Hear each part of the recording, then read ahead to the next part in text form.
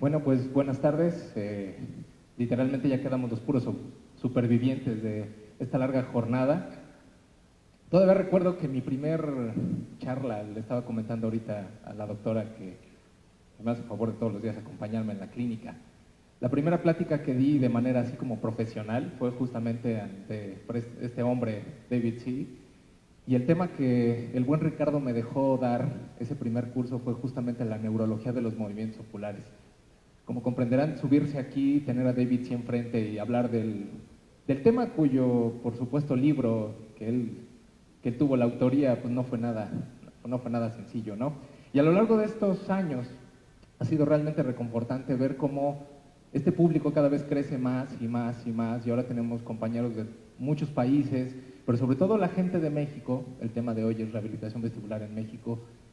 Ha tomado una nueva perspectiva en cuanto a las ganas de conocer esto, en cuanto al deseo de venir de lugares lejanos para aprender cosas, por supuesto de los maestros, y realmente esto cada vez se nota muy claramente en el grado de las preguntas que inclusive ustedes hacen. Cada vez se tiene definitivamente un nivel mucho mayor de la neurología en México, y pues realmente estoy muy agradecido con el doctor Ceballos de poder formar parte justamente de este cambio que me ha tocado revisar. Y pues bueno, vamos a hablar de algo que de hecho fue lo que a mí me hizo justamente converso. Fue cuando yo salí de la especialidad de otorrino. Pues cuando uno sale de la especialidad de otorrino, uno quiere operar anginas y enderezar tabiques y hacer cosas así. Pero la realidad es que los pacientes mareados, esos que se la pasaban rebotando por todos lados, pues sí me intrigaban. O sea, ¿y por qué rebotaban entre el neurólogo, el otorrino, el audiólogo? Y además nadie se quería hacer caso. Y el problema, a veces llegábamos al punto donde, ok, ya teníamos el diagnóstico, y luego era, ¿y qué le vamos a hacer? Sabemos que hay un montón de patologías que eventualmente son irreversibles, problemas neurológicos que a lo mejor, salvo los medicamentos que tenemos, pues no vamos a poder revertir completamente esto, ¿no? Pero los pacientes que tienen daño vestibular bilateral, unilateral, sí podemos hacer una gran diferencia en cuanto a la mejoría de los síntomas, y sobre todo algo bien importante en rehabilitación vestibular, sobre la calidad de vida que tienen estos pacientes. Todos los que vemos pacientes mareados sabemos que la vida de los pacientes, que de repente ser normal y tener una vestibulopatía unilateral o bilateral, se convierte en algo realmente miserable. Y entonces, lo primero que tenemos que pensar con la rehabilitación es ¿para qué sirve? Y ojo, ¿para qué no sirve? Porque esto de mandar ejercicios vestibulares, así como las hojitas, a diestra y siniestra, ¿no se han preguntado alguna vez por qué en algunas veces funciona y en otras veces no funciona para nada? Y por el contrario, el paciente llega diciendo pestes del médico anterior y nos enseña la hojita con los miles de ejercicios. Pues bueno, lo primero que tenemos que hacer es saber cuál es el paciente ideal. Y entonces, ¿en qué casos es importante la rehabilitación vestibular? Ciertamente, y de lo que hemos hablado todo este día, ha sido de patología periférica y central. A los pacientes con patología central se requiere un tipo especial de rehabilitación, el cual ahorita para términos de esta plática no vamos a tomar. ¿Por qué? Porque en los pacientes centrales, una vez que tenemos el diagnóstico, desde el punto de vista de rehabilitación, no nos interesa tanto el diagnóstico. Nos interesa saber cuáles son las anomalías oculomotoras que el paciente tiene, eso correlacionarlo con la sintomatología que el paciente está presentando, y en casi todos tenemos que hacer un programa de rehabilitación de movimientos oculares casi específico para cada paciente. Donde sí podemos seguir más bien reglas generales, y sobre todo es donde más he estudiado la rehabilitación, es justamente en la patología vestibular periférica, específicamente la que provoca daños en el reflejo vestibulocular. ¿Cuándo se tiene que dar? Se tiene que dar lo antes posible. Salvo en los casos, por ejemplo, en un paciente con enfermedad de Meniere, en crisis no sirve de nada poner a rehabilitar a un paciente. Y cuando no tiene crisis, el paciente generalmente se siente bastante bien. Entonces tampoco es necesario en esos momentos, a menos que el paciente ya tenga un daño vestibular crónico y ya empieza a tener daño o anomalías en el reflejo vestibulocular, donde sí ya podemos actuar. Y lo más importante, el cómo. De hecho, el cómo es bastante simple. Si ustedes se meten a Amazon y ponen libros de rehabilitación vestibular, se van a encontrar un montón. Es más, se pueden meter a YouTube y ponen ejercicios de rehabilitación vestibular y se encuentran un montón. Y eso no tiene tanta ciencia. Lo que tiene realmente ciencia es poder primero hacer un correcto diagnóstico desde el punto de vista rehabilitatorio. Por supuesto, previamente ya hicimos el diagnóstico otoneurológico, y saber cuáles de toda esa bola de ejercicios le pueden servir a mi paciente. Y para que yo sepa qué tipo de ejercicios le pueden servir a mi paciente, es bien necesario que tenga bien yo ubicado qué es lo que quiero mejorar. ¿Cómo inicia la rehabilitación vestibular? ¿De dónde salen estas hojitas que tienen un montón de ejercicios y que van de la semana 1 a la semana 2 y a la semana 3? Bueno, pues resulta que en los escritos de Cawthorne y Cooksey, por allá por 1945, se describe un grupo de pacientes que fueron tratados por enfermedad de Meniere, les pusieron gentamicina o estreptomicina de manera parenteral, entonces se fundieron los dos vestíbulos de estos pacientes, ya no tenían crisis, pero tenían unas vestibulopatías bilaterales espantosas, y simplemente lo que se observó en este estudio, y bastante importante porque hasta ese entonces tampoco se sabía mucho, es que los pacientes que más se movían eran los que les iba mejor en su recuperación. Hasta ahí. Paciente que no se movía, le iba mal, paciente que se movía, le iba mejor. Y de hecho se dieron cuenta que los movimientos que provocaban más síntomas eran los que mejor le ayudaban a los pacientes. Y entonces los doctores se pusieron a diseñar una serie de ejercicios en los cuales se le dejaba a todo paciente con vértigo y mareo. Y en algunos les iba muy bien, en otros no les iba tan bien. Pero bueno, a final de cuentas, a lo largo de, como pueden ver ya unos buenos 60, 70 años, hemos usado estos ejercicios como nuestra primera línea de rehabilitación vestibular. Son los ejercicios más usados, de hecho el mismo doctor Stroop aquí dijo que tenía sus esquemas de ejercicios, y definitivamente de no hacerle nada al paciente, a darle una de estas hojitas, denle las hojitas. Pero si ustedes ya tienen las habilidades diagnósticas como para poder hacer el diagnóstico fino de lo que quieren rehabilitar, se van a dar cuenta que hacer un programa de rehabilitación vestibular a la medida es tremendamente fácil. Ahora bien, ¿cuáles son los mecanismos que tenemos a la mano? ¿Qué herramientas nos da el cerebro para poder recuperar a estos pacientes que han tenido una lesión vestibular? El más eficaz de los mecanismos que tenemos de rehabilitación vestibular es la adaptación. La adaptación del reflejo vestibulocular. ¿Y qué es la adaptación? Bueno, es esencialmente incrementar la ganancia del reflejo vestibulocular. Ahora vamos a hablar un poquito de ganancia, pero en esencia es, si yo tengo un daño vestibular periférico, mi reflejo vestibulocular va a estar disminuido. Pero nosotros sabemos que mientras quede un vestíbulo, o un vestíbulo y medio, vaya, si tenemos un poco de entrada vestibular, el sistema nervioso central es capaz de adaptar este reflejo, en pocas palabras, aumentarle la potencia a este reflejo vestibulocular, con tal de que el paciente cuando mueva la cabeza pueda mantener las imágenes estables. Sin embargo, no siempre, desafortunadamente y particularmente en los pacientes que se ha aplicado gentamicina, no siempre nos queda función vestibular residual, como por ejemplo en los pacientes con una completa ablación vestibular. En estos casos no tenemos reflejo vestibular que adaptar, porque no hay que incrementar, ya se acabó, no existe reflejo vestibulocular.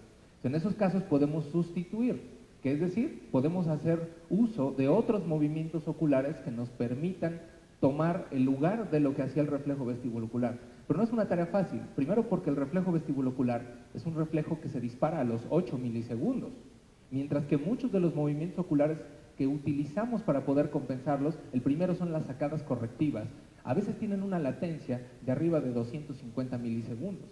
Entonces, se queda muy corta una sacada para intentar sustituir el reflejo vestibulocular. Más sin embargo, cuando no hay otra cosa, es válido. ¿Ok?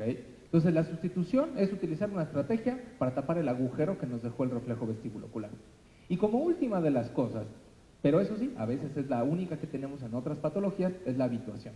Y la habituación es literalmente acostumbrarse a tener molestias, ¿sí? Básicamente es enfrentar al paciente sistemáticamente, porque si lo exponen así a lo loco, lo único que va a pasar es que el paciente va a exacerbar sus síntomas y él mismo va a dejar de hacer sus ejercicios. No sé si han visto muchos pacientes que dicen, es que yo hacía estos ejercicios, me iba peor, por eso ya no los hago. Entonces, hay que saber hacer la habituación, exponer al paciente lentamente a lo largo de estos ejercicios para que el paciente tenga mucha mayor tolerancia. ¿Y qué es lo que queremos recuperar cuando podemos hacerlo? Específicamente hablando del mecanismo de adaptación vestibular, esto de lo que hemos hablado prácticamente todo el día, el famoso reflejo vestibulocular.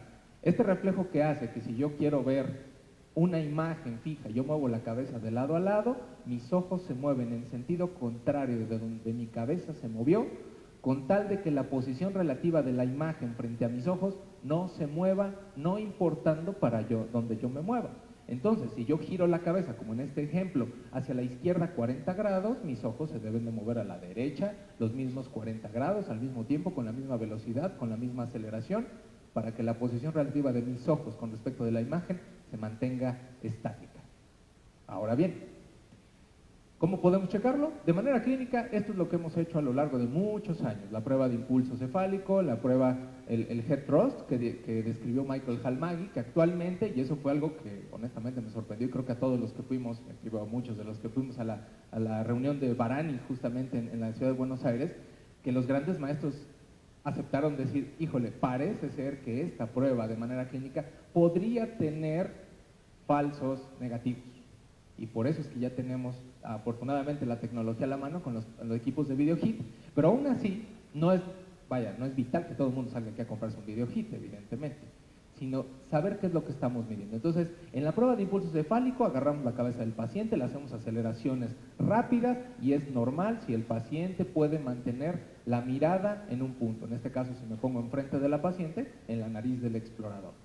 ¿Cómo sabemos si este reflejo se encuentra alterado? Bueno, hay unos pacientes donde es muy evidente, cuando giramos la cabeza, el ojo se va con todo y la cabeza, se da cuenta el cerebro que quedó viendo algo que no debería estar viendo y da una sacada correctiva para regresar. El problema es que a veces estas sacadas el paciente puede empezar a anticiparlas. De hecho, si ven esta paciente, la primera vez que lo hice, se vio mucho más evidente y la segunda vez que lo hice como que se empezó a adelantar las sacadas. Y puede aprender a adelantarlas a tal grado que yo pueda ver un reflejo vestibulocular normal. Sin embargo, para el rehabilitador, para quien está enfrente del paciente organizando un programa de rehabilitación vestibular, este sigue siendo un signo cardinal para poder explorar a los pacientes con déficit del reflejo vestibulocular. Y esto porque antes, hasta hace unos años, eran gráficas que solamente podíamos observar en estudios con bobinas esclerales, donde se grafica fácilmente que es un reflejo vestibulocular y es más fácil de entender. Si la cabeza, que es esta línea punteada, al moverla, llegábamos a una velocidad de 152 grados sobre segundo, sin embargo el ojo apenas se movía 71 grados sobre segundo, evidentemente tenemos un déficit del movimiento ocular. Ese movimiento debió de haber llegado hasta los 152, pero como se queda corto, la posición de la mirada se desvía hacia donde movimos la cabeza y varios milisegundos después el paciente tuvo que dar un movimiento sacádico correctivo para regresar a la posición de la mirada donde le habíamos indicado que estuviera. Este tipo de gráficas antes, hasta hace unos 2 años que salió el VideoHit, eran imposible tenerlas en un consultorio. Y ahorita vamos a ver, de hecho, en un caso clínico, cómo esto se empieza a mejorar y es, a pesar de que hemos hecho a lo mejor la misma rehabilitación vestibular, ahora podemos medir más fácilmente los resultados. Y cuando este reflejo falla, no solamente cada vez que le movemos la cabeza pierde el objetivo, sino cuando el paciente camina, percibe esto, oscilopsia, que el mundo se mueve cada vez que mueve la cabeza. Más evidente en los pacientes con vestibulopatías bilaterales, pero también esto puede suceder en vestibulopatías a veces tan selectivas. Ahora, con el nuevo VideoHit, hemos tenido pacientes con déficits de un solo canal semicircular, del canal posterior, y los pacientes refieren una clara oscilopsia vertical. Y es algo que hasta hace unos meses, literalmente, pues simplemente le mandábamos ejercicios vestibulares generales y ahora sí solamente mandamos ejercicios en el plano donde el paciente necesita rehabilitarse. Entonces, una herramienta fácil, y eso también una pregunta muy interesante fue la que hizo, si no mal recuerdo, el doctor Rojo acerca de cómo podemos medir, podemos tener un parámetro lo más objetivo posible o lo más exacto para poder saber si el paciente va mejor o no va mejor. Solo lo que el paciente nos refiere, no necesariamente.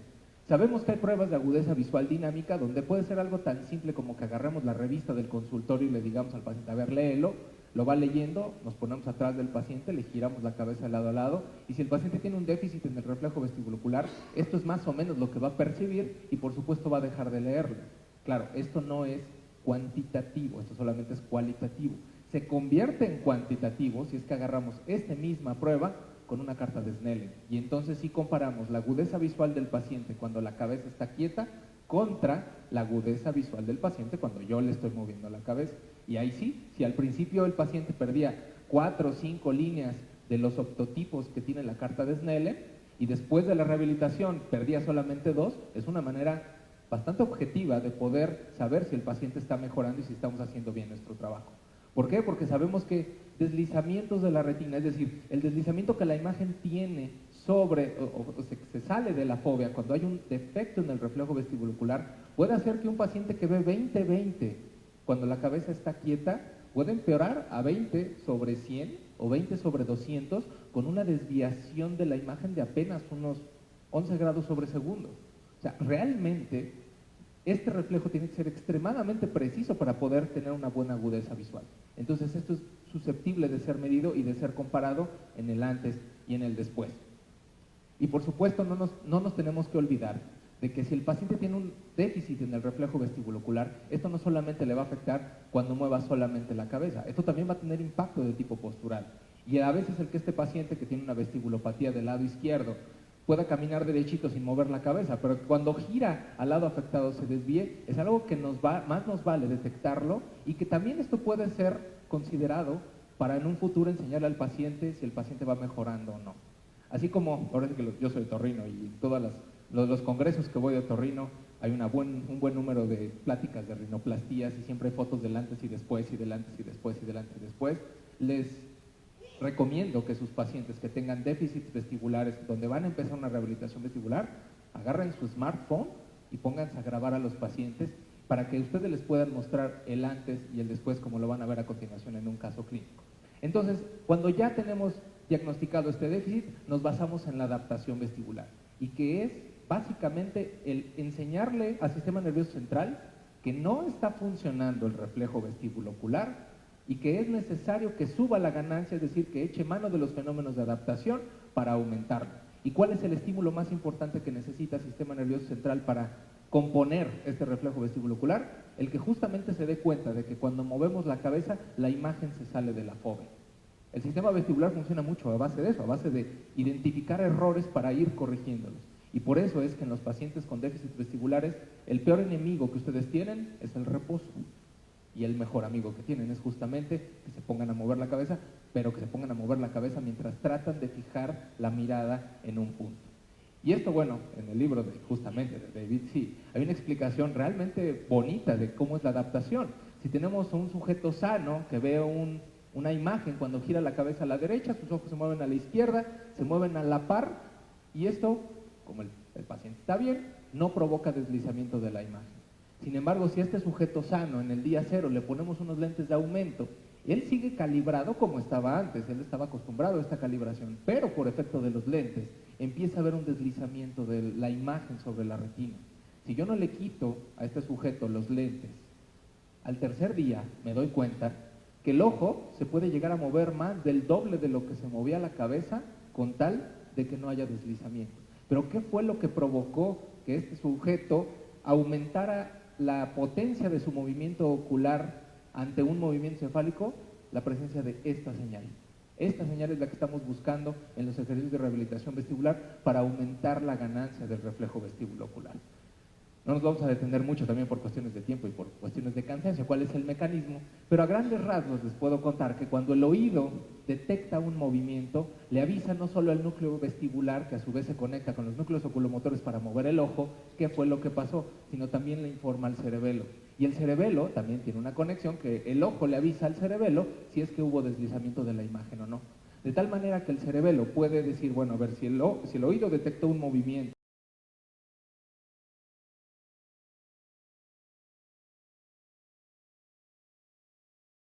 influir en el núcleo vestibular para aumentar o disminuir inclusive la ganancia del reflejo vestibulocular con tal de que la respuesta que recibe del ojo indique que no hay deslizamiento de la imagen sobre la retina. Y esto funciona, como les digo, para ambos lados, tanto como para aumentar como para disminuir el reflejo vestibulocular. Realmente pocas veces vamos a necesitar disminuir el reflejo vestibulocular, porque además la mayoría de las veces que el reflejo vestibulocular se aumenta, tiene ganancias por arriba de 1.5, son daños cerebelosos. Y cuando se daña el cerebelo, no hay quien controle la ganancia del reflejo vestibulocular. Literalmente este reflejo se queda sin freno.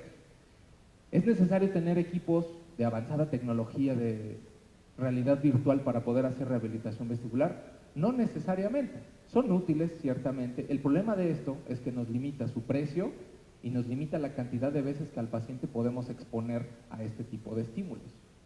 Yo tuve la gran oportunidad de poder estar con la doctora Susan Herman, como de hecho la doctora Sánchez también pudo estar con ella, y me parece que ya muchos de ustedes han podido conocerla, tanto en charlas como yéndose a certificar. Y realmente la base de la rehabilitación vestibular que utiliza la doctora Susan Herman es esencialmente agarrar un post-it, ponerle una letra, pedirle al paciente que estire el brazo, que vea la letra y mover la cabeza de lado a lado, con la instrucción de decirle al paciente, mueve la cabeza lo más rápido que pueda, pero sin que la imagen se vea borrosa. Debe de brincar. De hecho, la imagen del paciente dice, no, no brinca a esta velocidad. Sí, ya brinca, aquí ya se ve todo borroso. Ok, la velocidad donde brinca, pero no se ve borrosa, es el punto donde el cerebro está recibiendo esta imagen de que la imagen se está deslizando frente a la retina y lo que induce finalmente los fenómenos de adaptación.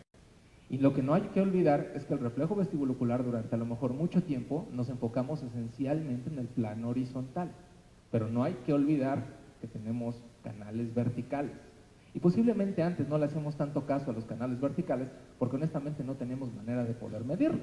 Las pruebas vestibulares térmicas no únicamente nos daban pues el canal horizontal, y a veces cuando veíamos al doctor Halmagyi hacer los head thrust de los canales verticales, es bastante complicado. Ahora con el VideoHit ya no es tan complicado porque el movimiento realmente es bastante corto, pero no olvidemos que nos movemos en 3 dimensiones y los ejercicios deben de ser tanto movimientos verticales como horizontales, inclusive puede ser hasta torsionales. Y esto es lo que ya podemos tener en nuestros consultorios, y quien tenga oportunidad realmente es altamente recomendable que tenga un equipo de estos. Esta es una gráfica de un paciente con un VideoHit, donde lo que observamos en el oído sano es que cuando la cabeza se acelera, que es el trazo en morado, el ojo se debe de mover. Aquí por cuestiones de gráficas y también por cuestiones de marcas, se habrán dado cuenta que muchas de las gráficas del VideoHit muestran el movimiento ocular hacia abajo, es decir, el sentido contrario del movimiento de la cabeza. Otometrics, por cuestiones de diseño, le gustó invertir el movimiento de los ojos para que quedaran en el mismo plano. Entonces, por ejemplo, este es el oído sano, este es el oído izquierdo. Como pueden ver, al mover la cabeza, que es el movimiento en morado, el ojo, el movimiento ocular, que es en verde, se mueve prácticamente a la par. Y si vemos la ganancia del reflejo vestibulocular del lado izquierdo, pues está muy cercano a 1, que es lo normal. Sin embargo, lo que pasa en el oído derecho en un paciente que tiene justamente una vestibulopatía es que cuando se acelera la cabeza en morado, el ojo se queda como a la mitad de lo que se debió de haber movido, y poquito después, ¡pum!, tira una sacada, que ahorita sabemos que esta sacada que se encima en el movimiento cefálico se llama cover, y que también puede darse sacadas over, es decir, tiempo después de que ya acabó el movimiento cefálico. Entonces ahora sí podemos saber qué es lo que justamente queremos rehabilitar, y esto es en el plano horizontal, pero también hay que checarlo en los planos verticales. Y para terminar solamente vamos a hablar de un pequeño caso clínico, es un caso clínico de una neuritis vestibular, pero lo que les quiero mostrar es que ahora sí ya podemos documentar que el reflejo vestibulocular se encuentra mejorando en estos pacientes. Este es un sujeto de unos 35 años que empieza con vértigo de la noche a la mañana, mucha náusea, mucho vómito. Entonces se sienta en el sillón del explorador, y este es el impulso cefálico clínico.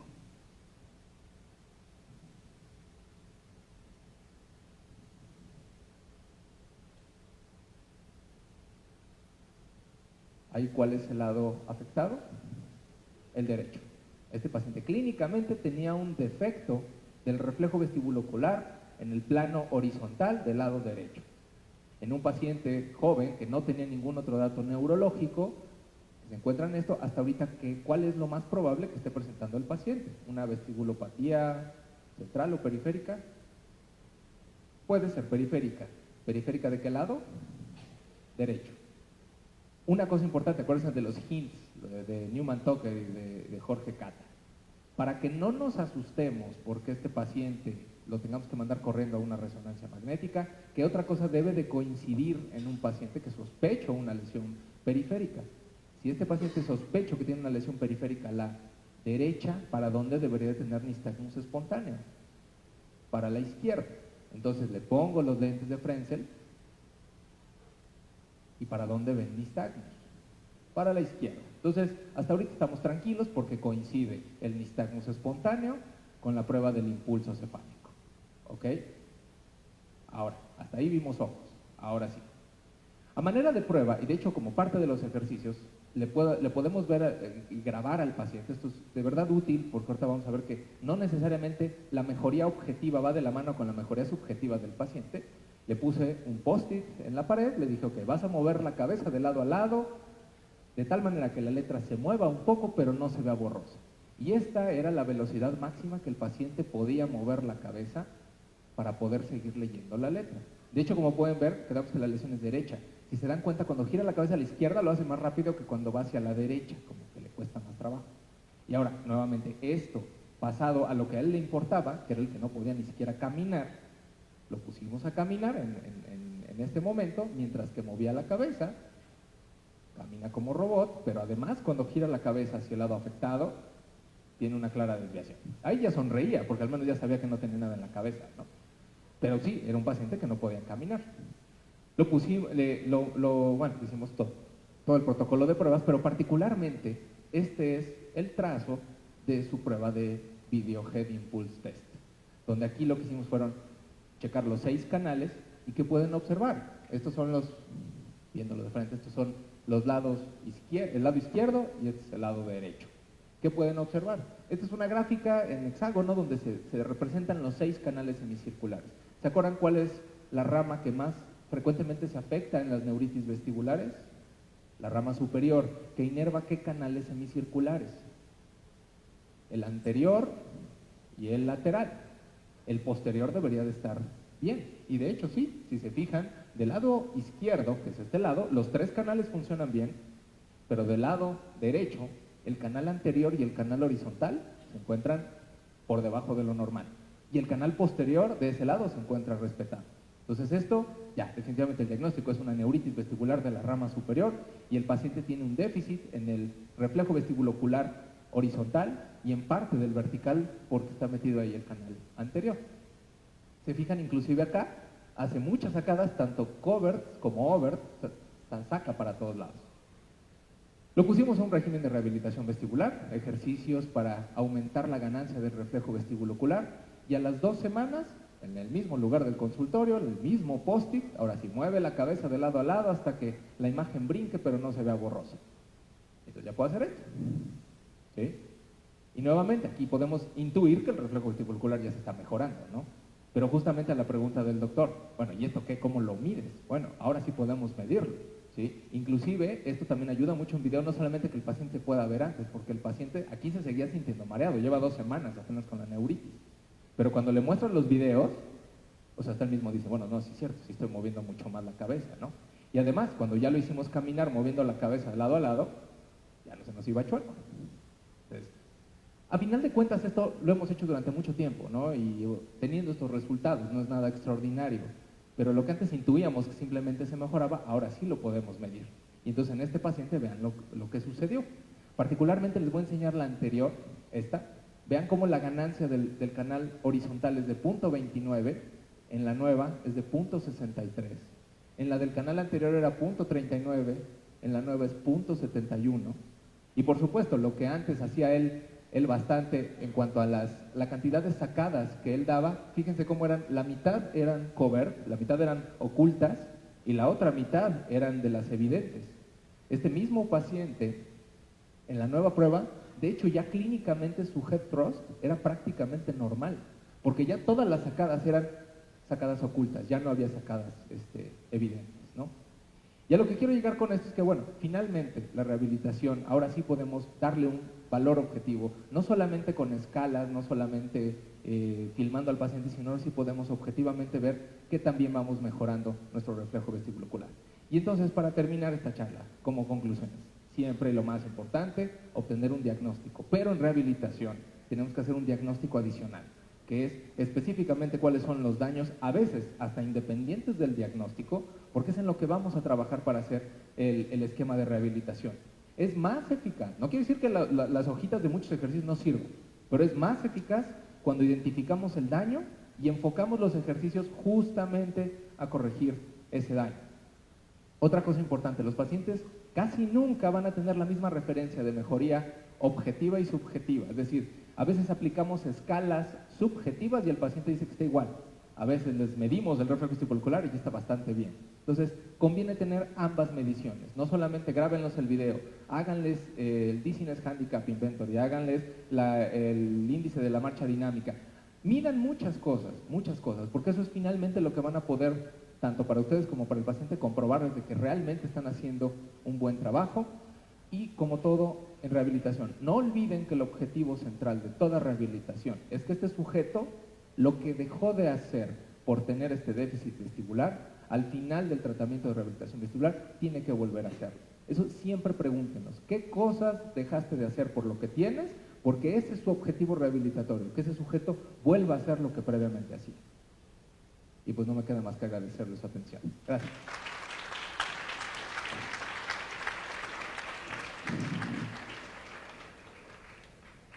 Bueno, colegas, estamos en los últimos 100 metros.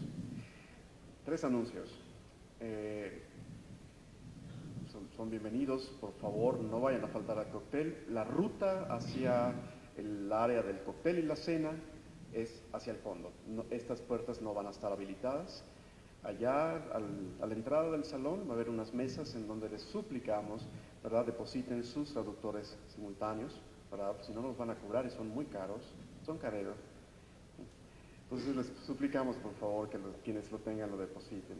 Y una gran noticia, los profesores hemos cedido de algún modo el derecho para que todo este evento, que ha sido grabado en aproximadamente unas 2 semanas, va a estar a manera de webcast sin costo alguno en una dirección electrónica, ¿verdad?, que les haremos entregar, bueno, les haremos llegar a sus correos electrónicos para que puedan reproducirlo, aprender sin fines de lucro, con el simple ánimo de revisar los conceptos, las charlas, el taller y demás, y no tiene ningún costo para ustedes, ¿sí? Bueno,